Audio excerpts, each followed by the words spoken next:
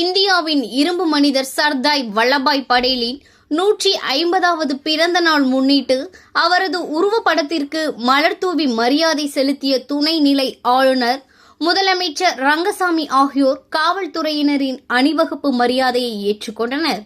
இந்தியாவின் இரும்பு மனிதர் சர்தார் வல்லபாய் படேலின் 150வது பிறந்த நாள் தேசிய ஒற்றுமை தினமாக இன்று புதுச்சேரி கடற்கரை சாலையில் கொண்டாடப்பட்டது.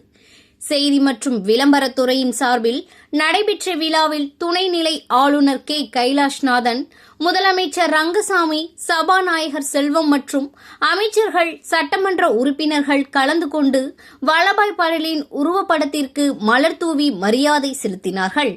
அதனைத் தொடர்ந்து பள்ளி கல்லூரி மாணவ மாணவிகளின் ஒற்றுமை ஓட்டத்தை துணைநிலை ஆளுநர் கொடியசைத்து தொடக்கி வைத்து பல்வேறு காவல் படை பிரிவினர் மற்றும் NCC உள்ளிட்ட மாணவ மாணவிகளின் அணிவகுப்பு மரியாதையை ஏற்றுக்கொண்டனர்.